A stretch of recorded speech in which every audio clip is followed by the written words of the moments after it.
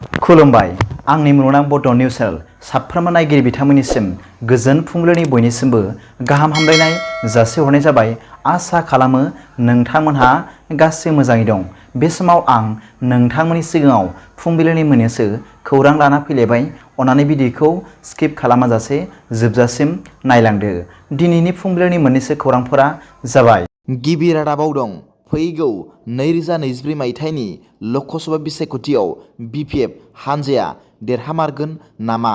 बे बाथ्राखौ लानानै रायजोफोरनि गेजेराव गोबां सोंलु बेरखांदों दि एबारनि फैगौ 2024 मायथाइनि ल'कसभा बिसायख'थियाव बबे राजखान्थि हानजाया देरहामारगोन। आथिखालाव गावनि हानजाखौ गारनानै गुबुन हानजायाव हाबफैनाय हाबाफारिया गोबां सोलिगासिनो दं। बिटिआर सोदोबखौ नाङा बे बाथ्राखौ बुंदों Ex.NDFB बिग्राय नार्जारि। बिथाङा खौरांगिरिफोरनि सिगाङाव मैया गसाइगावनि गाम्बारि बिलाव BPF दोलोनि गेदेरथार जयनिं हाबाफारि लानाय जादों।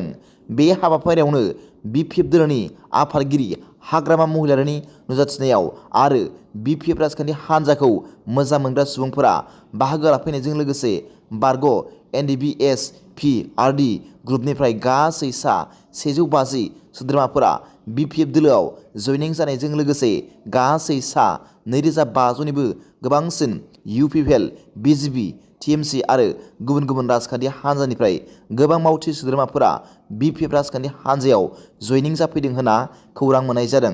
बे जयनिं हाबाफारियावनो BPFनि आफादगिरि हाग्रामा महिलारि बिथाङा खौरांगिरिफोरनि सिगाङाव बुंदों दि प्रमद बर'आ BTCआव मोनसेबो खामानि मावनो हायाखै। एकदम जेर'। प्रमद बर'आ गावनि पकेटखौल' बुंहोनो नाजागासिनो दं। प्रमद बर'नियाव लामा, दालां, स्कुल, कलेज, हस्पिटालनि जेबो स्किम गैया। बिनिखायनो रायजोफ्रा UPPL सरकारखौ मोजां मोनला। प्रमद बर'नाव मोनथाम स्किमाल' मोजाङै सोलिनानै दं। बेफोर जाबाय 1 नाम्बाराव UPPL मिटिंआव थाङाब्ला PMAY न' मोननाय नङा, दानानै होगोन। 2 नाम्बाराव UPPL मिटिंआव थाङाब्ला अरुण'दयखौ दानगोन। 3 नम्बराव UPPL मिटिंआव थाङाब्ला 75 रांखौ मोननाय नङा होनना बिथाङा खौरांगिरिफोरनि सिगाङाव फोरमायदों।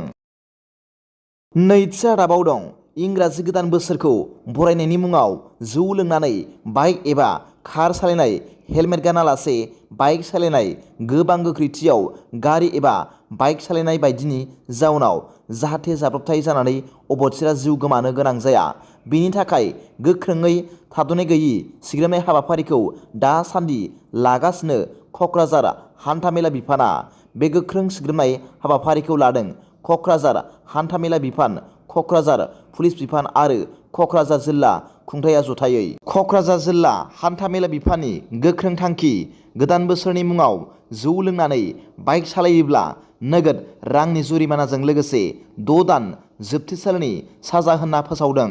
मख'नो गोनांदि दिनैनिफ्राय जौ लोंनानै गारि सालायनायनि हेंथायै क'क्राझार जिल्ला खुंथाय, क'क्राझार पुलिस बिफान आरो क'क्राझार हान्थामेला बिफाननि गोख्रों संदाननाया सोलिगासिनो दं होनना मिथिनो मोन्दों। थामथि रादाबाव दं उपेन्द्रनाथ ब्रह्म सुबुंथिनि फायखि बान्थाखौ गथायबाय। 20थि उपेन्द्रनाथ ब्रह्म सुबुंथिनि फायखि बान्थाखौ लादाखनि सोलोंथाइ जांख्रिथायारि मानगोनां सनाम वांचुक बिथांनो गथायनाय जाबाय। सनाम वांचुक बिथाङा सासे इन्जिनियार आरो बिथाङा फरायसालि नागारनाय फरायसाफोरखौ एबा ड्रप आउट फरायसाफोरखौ सोलोंथाइ होनानै मुंदांखा जानाय सासे सुबुं। बिथाङा सोलोंथाइनि जांख्रिथाय लाबोगिरि, सासे गोख्रों मावथि आरो बुहुमनि सुबुंफोरजों मिथिजानाय सासे सुबुं। बान्था हिसाबै बिथांनो बेसेन गोसा फोरमान बिलाइफोरजों लोगोसे 2 लाख रां बान्था हिसाबै गथायनाय जायो। मिथिनो मोन्दों दि फैगोन बोसोराव लादाखनिफ्राय बड'लेण्डआव 20 जन फरायसाफोरखौ बिथां सनाम वांचुकआ दैथायहरगोन आरो बे 20 जन फरायसाफोरा बड'लेण्डखौ नायसनगोन आरो बिजिरसंगोन। बड'लेण्डनिफ्रायबो लादाखसिम 20 जन फरायसाफोरखौ दैथायहरनाय जागोन आरो बिसोरो लादाखनि गासै आसारखान्थि आरो जायगाफोरखौ नायसंगोन आरो बिजिरसंगोन। बे बान्थाखौ क'क्राझारनि बड'फा कालचारेल कमप्लेक्सआव गथायनाय जादों। बे बान्था गथायनाय हाबाफारियाव गाहाय आलासि महरै बिटिआरनि गाहाय मावफुं सोद्रोमा मानव गेदेर प्रमद बर' बिथाङा बाहागो लादोंमोन आरो दुलाराय बर' फरायसा आफादनि आफादगिरि मानगोनां दिपेन बर' बिथाङा बाहागो लादोंमोन। लोगोसे गोबां बिटिआर सालायगिरि बिथांमोन आरो गोबां मेलेमजिबि सुबुंफोरा बे गोनांथार हाबाफारियाव बाहागो लानानै हाबाफारिखौ ओंथिगोनाङै जाफुंहोदों होनना मिथिनो मोन्दों। नोंथाङा दिल्लीयाव थांनो नामा? नोंथाङा बे साननैसोनि गेजेराव दिल्लीयाव थांबोला नोंथाङाबो जेंना जानो हागौ। मानोना आथिखालाव दिल्लीयाव बारहावा गुबुंले जानाया गोबां सुबुंफोरनि सायाव जेंना सोमजिहोदों।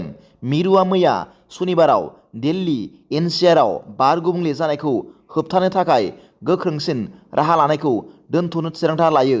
आथिखालनि खामानिफोरनि गोहोमथिखौ बिजिरनो थांखि लादों। मख'नो गोनांदि मिरु सोरखारा शुक्रबारखालि ओनसोलाव बारनि गाज्रि हालोदनि गेजेराव दिल्ली एनसिआरआव गोनांथार नङै लुनाय खामानि आरो BS3 पेट्रल आरो BS4 डिजेल साखा खबब्रै गारिफोरखौ खारनायखौ होबथानो बिथोन होदों।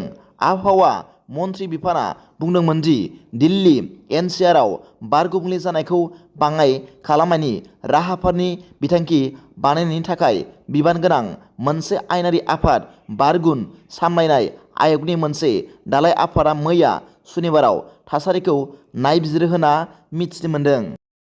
दिनैनि फुंबिलिनि मोननैसो खौरांफोरा दा बेखिनिल'मोन।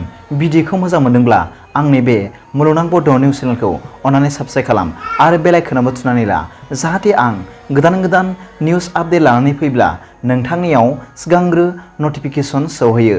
दा बेलासिनि रादाबाव नोंथांमोनखौ आंनि बे चेनेलाव गासैखौबो बरायहरनाय जाबाय। गोजोन्थों। एसेनोसै। जै बर' हारिनि जै।